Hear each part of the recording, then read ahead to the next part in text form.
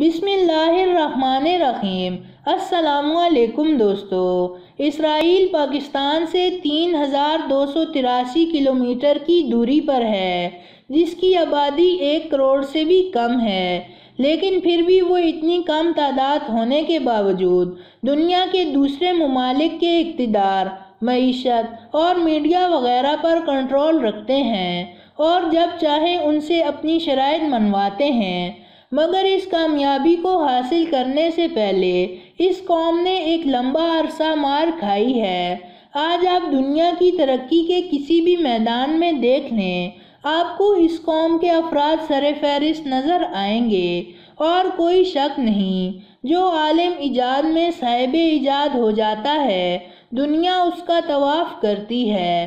اس article میں عقائد وغیرہ کے صحیح اور غلط ہونے کے موضوع کی بجائے دنیا کی اس ذہین قوم کی چند ایسی دلچسپ غیر مذہبی روایات کو شامل کیا جا رہا ہے جو یہودی حاملہ خواتین اپنی زندگی میں شامل کر لیتی ہیں، اور ان کا ماننا ہے کہ اس سے ان کا بچہ ذہین پیدا ہوتا ہے۔ اسرائیل میں یہ روایت ہے کہ جب کسی خاتون کا حمل ٹھہرتا ہے تو وہ علم موسیقی کی ریاضت کرنے کو اپنی زندگی کا حصہ بنا لیتی ہے اور فارغ وقت میں پیانو بجاتی ہے اور گانا گاتی ہے۔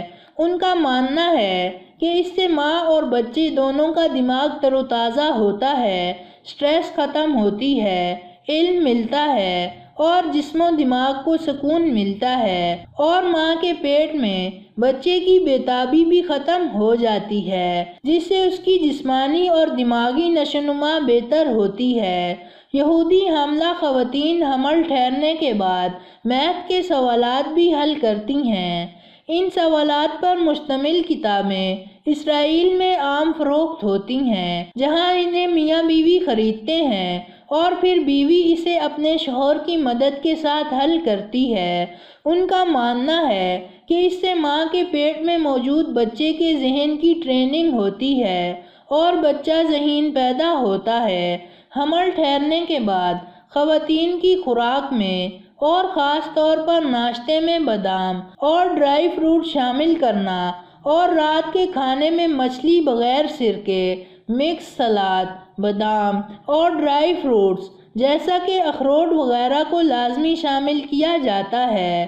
ان کا ماننا ہے کہ مچھلی کا گوشت بچے کے دماغ کی نشوونما کے لیے انتہائی مفید چیز ہے، اور مچھلی کے سر میں ایسے کیمیکلز ہوتے ہیں جو پیٹ میں بچے کے دماغ کو متاثر کرتے ہیں، اور ڈرائی فروٹس کھانے سے بچہ خوبصورت اور ذہین پیدا ہوتا ہے۔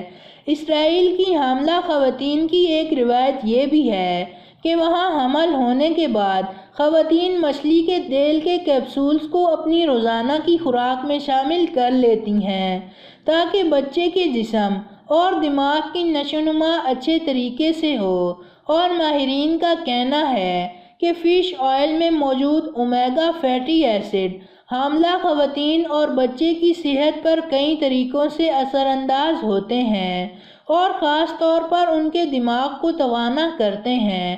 دیگر روایات میں یہودی حاملہ خواتین پھول اگاتی ہیں، نظمیں پڑھتی ہیں، موم بتیاں جلاتی ہیں اور دوستوں سے مل کر حمل کے موضوع پر گفتگو کرتی ہیں اور اپنے اپنے تجربات کا ذکر کرتی ہیں۔